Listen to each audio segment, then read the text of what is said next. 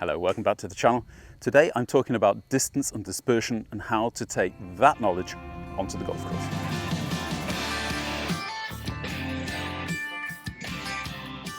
Is there ever a nicer day in your life as when the new golf clubs arrive?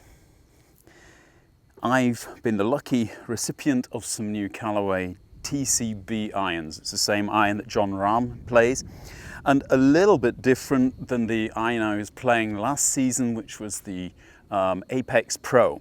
The reason I've gone to the TCBs is simply because I'll get a little bit more spin off the TCBs than I will get off the Pros. However, I'm probably going to sacrifice a little bit of distance for that.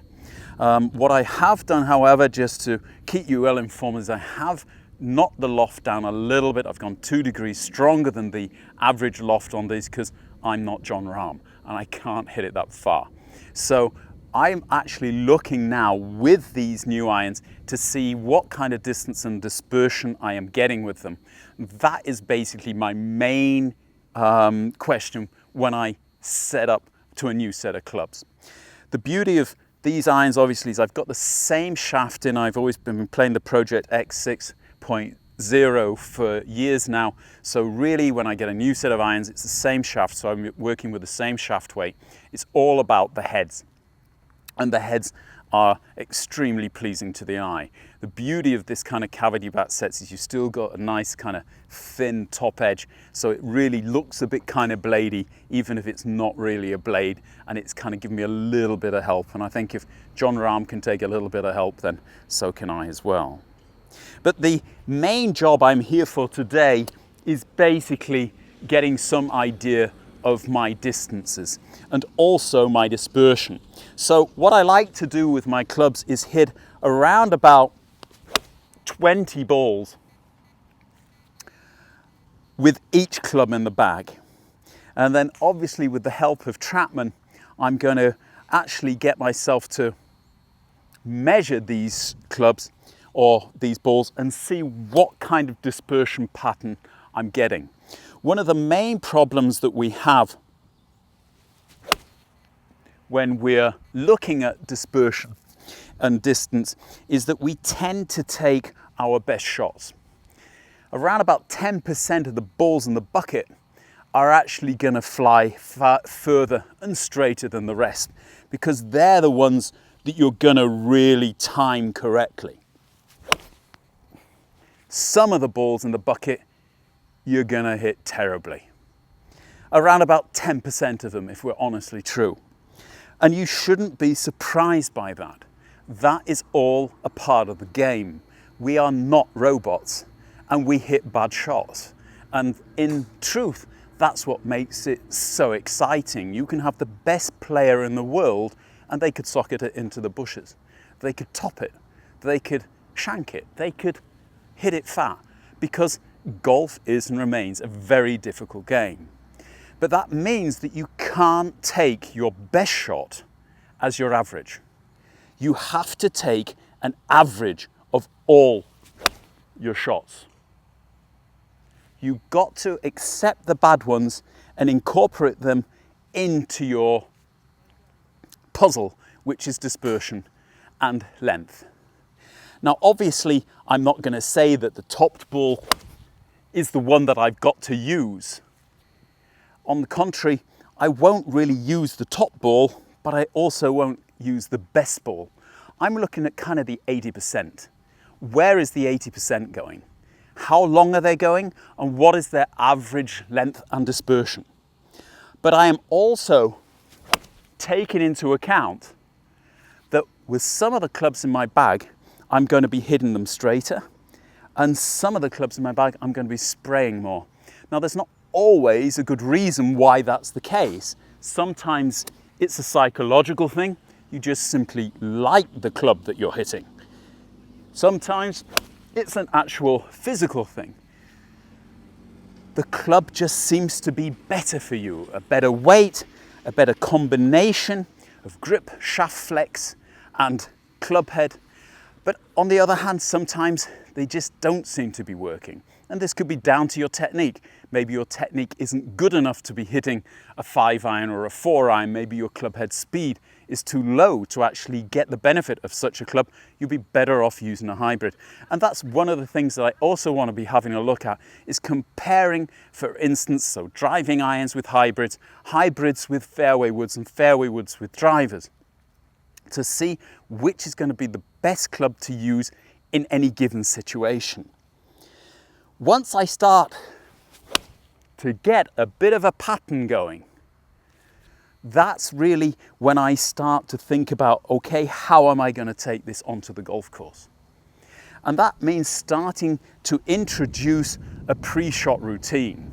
Now, we've talked about this as well before. My pre-shot routine is all about kind of separating the thinking moments, the so-called think box, from the playing moments, the so-called play box.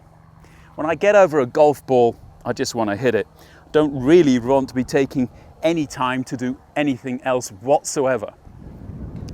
But where I'm aiming is going to have to do a lot to do with the dispersion that I created when I was testing the clubs. I have got to allow for the dispersion right and left of my intended target. Although I am trying every time to be totally committed to the direction that I'm hitting the golf ball, and I will drill this into myself, this commitment, I know that despite that, they aren't going to go there. And that's why I have to actually take that into account when I'm aiming at a green. I've also got a certain shot shape that I'm looking for. As a general rule of thumb, I will hit a pretty straight ball or a slight draw. But sometimes, like that shot, I'm trying to actually fade the ball. I'm trying to come a little bit from the outside and give it a little bit of a fade, which means my setup has got to be slightly different to make the landing point of the ball the center of my dispersion pattern. Because sometimes I'll overcut it, and sometimes I won't cut it at all. And I have to take that into account as well when I'm aiming at the green. I think if you're on a golf course regularly, you will start to see kind of shape patterns, shots that are easier to hit and shots that are more difficult to hit. And obviously you want to be trying to hit the ones that you're good at. On the driving range, you can take time, or you should take time, to actually find out what they are, and then see how good and how reliable the dispersion is on them. If you are fading, do you have a larger dispersion pattern than when you're drawing the ball? This will be true if your swing plane is pretty neutral and you're hitting the golf ball in the downswing. However, if you tend to swing from the outside on the ball, you might find the other case is true, that fading the ball gives you a far tighter shot pattern than trying to draw the ball, which goes against your natural swing tendencies. It's knowing when to use these shots on the golf course which is important, and you'll see an awful lot of the top golfers not hitting the right shot into the green because it's just not their shot. As we've known in the past, Dustin Johnson has changed his entire game to more of a fader than a drawer of the golf ball, although you would imagine with that wrist of his at the top of the backswing, it would be far easier for him to draw the golf ball. But he doesn't, because his dispersion pattern is so much better when he's fading it. And this is something that I would definitely encourage you to try. Hit it both ways if you can, and see if you can actually understand which way is the more reliable. And if you've seen that ball, it's gone somewhere off to the left, so it certainly wasn't a very good shot. But that's something I'm going to have to accept. And if you watched my videos on Decade, which is an app which gives you a bit of an idea of how to actually get around a golf course, was saying that you can expect up to 30-yard dispersion right and left of your center target if you've got a driver. I would imagine by the time you get down to a 7-iron, it's probably reduced itself to around about 15 yards. However, your green is probably only 25 yards wide. So you've got to be careful where you're aiming if you don't want to land in the water. Today is a lovely day because I've got some lovely new golf clubs, and it just makes practice even more fun. Hope this helps you. If it does, hit the like button. If you haven't subscribed to the channel, please do so. Thanks again to all of the patrons to the site. If you'd like to become a patron, I'll leave a link below. We'll see you very shortly. Until then, bye-bye.